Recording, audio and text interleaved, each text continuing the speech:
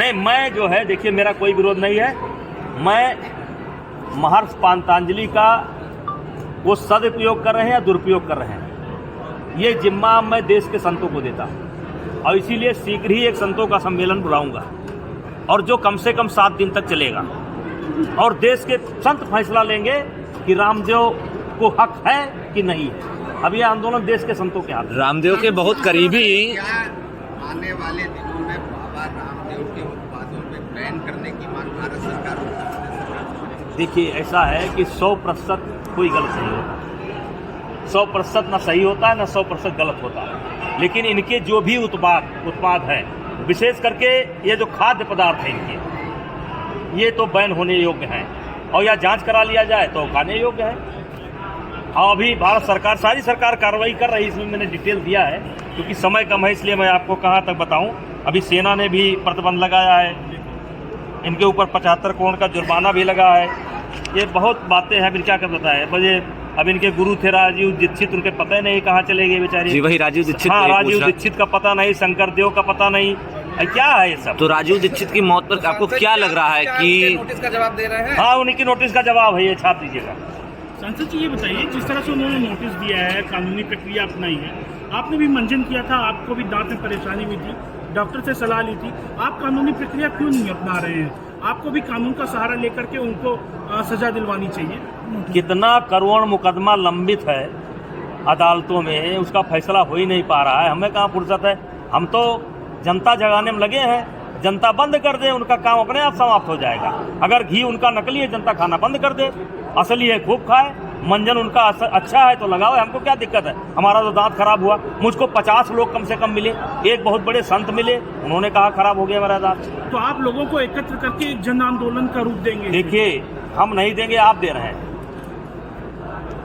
इसमें मीडिया का बहुत बड़ा सहयोग है, क्योंकि मैं जब बोला था अगर मीडिया न होती तो ये बात देश के कोने कोने तक न पहुंचती। अब मैं संतों का आह्वान करूंगा, वहीं पर मंदिर बनाने का भी विचार विमर्श हो जाएगा, कैसा मंदिर बनेगा, कैसा सुंदर बने, कैसा बने देख लिया जाएगा।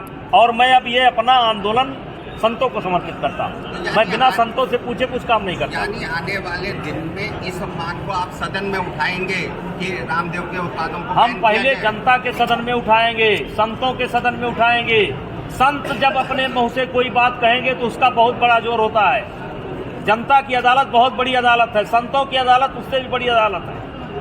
कहीं ना कहीं संदेश हित में जनता भी जागे। अगर उसके अगल बगल कहीं नकली घी बन रहा है, नकली प्रोटीन बन रहा है, नकली पनीर बन रहा है, नकली दूध बन रहा है, तो जनता को आगे आना होगा। और जनता जब आगे आएगी तो ये जो गौ पालन से हमारा मोह भंग हुआ है, गाय पालन से हमारा मोह भंग हुआ है, भैंस पालन से हमारा मोह भंग हुआ है, ये मोह फिर वापस आएगा। जिस दिन किसानों को अपने मेहनत का उचित लाभ मिलेगा, उसी दिन फिर गौ पालन की प्रति प्रेम बढ़ जाएगा और भैंस पालन की प्रति प्रेम बढ़ जाएगा। लेकिन आज ये जो गौ की उपेक्षा हो रही है, लोग गौ छोड़ रहे हैं, गौ के गले में तार लग रहा है, गौ मर रही है, इसके कारण ये नकली खाद्य पदार्थ, दूध से बने हुए नकली खाद्य पदार्थ जो भी बना रहे हैं, ये है। और इसके सम्राट हैं, इसके राजा हैं रामदेव।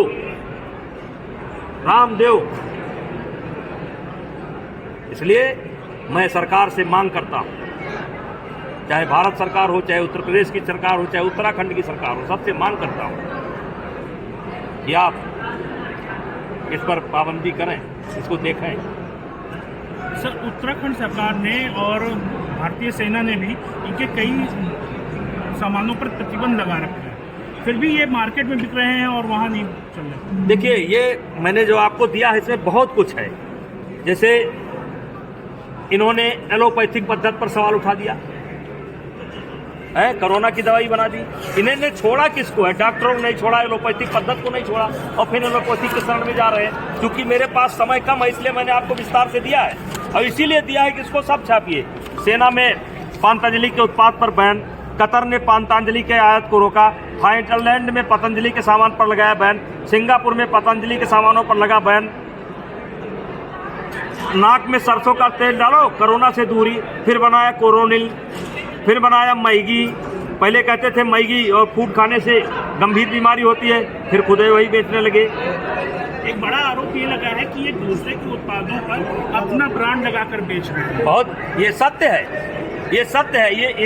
ये ज़्यादातर जैसे बिस्कुट वगैरह, शहद वगैरह, ये तमाम सामान ये केवल मतलब जिसको क्या कहते हैं मार्केटिंग ने जजिया कर कह लीजिए, जैसे जजिया कर कह लीजिए। अब इनका इतना बड़ा नाम हो गया है कि आपको सामान बेचना है, आप इनका मुहर लगवा लीजिए और आमदनी का बहुत बड़ा भाग ये ले लेंगे, तो इसी को तो जजिया कर कहते हैं। सांसद जी मोहर जो लगा रहे हैं वो तो हमारे आपके यहाँ के पूर्वज जो महर्षि पतंजलि जी हैं उनका नाम का दोहन कर रहे हैं। और बलरामपुर की जनता, कैसरगंज की जनता जो मुझे बना रही है सांसद विधायक, तो मैं रामदेव की कृपा पर नहीं बन रहा, मैं जनता की कृपा पर बन रहा और जनता मेरे साथ है।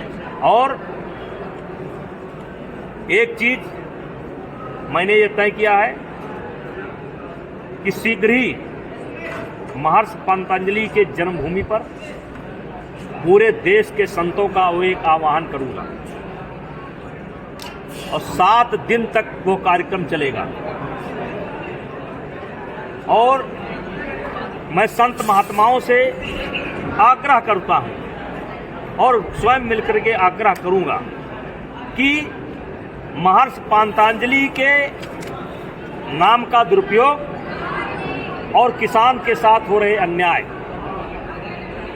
का ये जो जन आंदोलन है, इस आंदोलन को संतों का आशीर्वाद मिलना चाहिए। क्योंकि आम आदमी जब थक जाता है, निराश हो जाता है, तो संत ही कमान उठाते हैं। और मैं देश के संतों से आह्वान कर रहा हूं कि महर्षि पतंजलि जी के भूमि पर आप आकर के अपना आशीर्वचन कहें, और अगर मैं गलत हूं तो मुझको गलत कहें, यदि रामदेव गलत है तो रामदेव को गलत कहें। आगे जैसा आप चाहेंगे वैसा मैं करूंगा। ये आंदोलन मैं अब देश के संतों को और देश के आम नागरिकों को समर्पित करता हूं, देश की जनता को समर्पित करता हूं। केवल रामदेव ही नहीं है, रामदेव के चेले बैठे हैं, हर कस्बे में बैठे हैं। कानपुर से बनी हुई मिठाई गोरखपुर तक सप्लाई होती है, 100 रुपया किलो सवेरे सवेरे रख दी जाती है। ये भी रामदेव के पट्टे हैं। ये नकली पनीर जो बन रहा है ये रामदेव के पट्टे हैं। रामदेव खाद डुप्लीकेट खाद्यान्न है, उनके वो हैं राजा। लेकिन जगह जगह पर इसके लिए जनता को जागरूक होना पड़ेगा। जनता जागरूक हो, किसान हित में, अपने बाल बच्चों के हित में, देश हित में जनता भी जागे। अगर उसके अगल बगल कहीं नकली घी बन रहा है, नकली प्रोटीन बन रहा है, नकली पनीर बन रहा है, नकली दूध बन रहा है, तो जनता को आगे आना होगा। और जनता जब आगे आएगी तो ये जो गौ पालन से हमारा मोह भंग हुआ है, गाय पालन से हमारा मोह भंग हुआ है, भैंस पालन से हमारा मोह भंग हुआ है, ये मोह फिर वापस आएगा जिस दिन किसानों को अपने।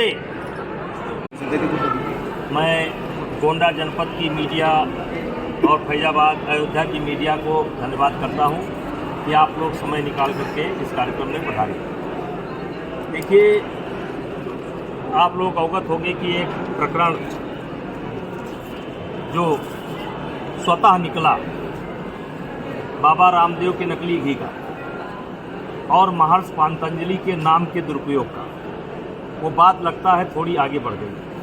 और इसीलिए बाबा जी के तरफ से हमें एक नोटिस आया। नोटिस ये है कि 3 दिन के अंदर मैं विज्ञापन के माध्यम से, मीडिया के माध्यम से या जो भी माध्यम होते हैं उनसे माफ़ी मांगू और मैं खेद व्यक्त करूं, नहीं तो वो मेरे खिलाफ मानहानि का मुकदमा करें। हम आपसे ये कहना चाहते हैं कि यहाँ बृजभूषण सिंह और बाबा रामदेव के बीच कोई लड़ाई नहीं है। बृजभूषण सिंह खड़े हैं किसान हित में, देश के किसानों के हित में ब्रजभूषण सिंह खड़े थे। और जो पांतांजलि के नाम का दुरुपयोग हो रहा है उसके लिए खड़े हैं। हमारी कोई व्यक्तिगत स्पर्धा उनसे नहीं है और इसीलिए किसान हित में, देश हित में, धर्म के हित में, संत महात्माओं के हित में अगर मुझे जेल भी जाना पड़े तो मैं जिंदगी भर जेल में रहने को तैयार हूं, मैं जमानत नहीं कराऊंगा। अगर कोई कोर्ट मुझको रामदेव जी के प्रकरण में जेल भेजती है तो मैं नंदनी नगर की धरती से खड़ा होकर के बोल रहा हूं, मैं जेल चला जाऊंगा लेकिन जमानत नहीं कराऊंगा। मुझे देश की अदालत पर भरोसा है, संविधान पर भरोसा है, तो इसलिए बाबा रामदेव या उनके चेले दुनिया को धमकावें, हमको ना धमकावें। हम देश हित में, समाज हित में कुछ भी कर सकते हैं। हम यहाँ पर जो बैठे हैं एक सामान्य परिवार में पैदा हुए और आज 6 बार से 7 बार से गोंडा की जनता, बलरामपुर की जनता,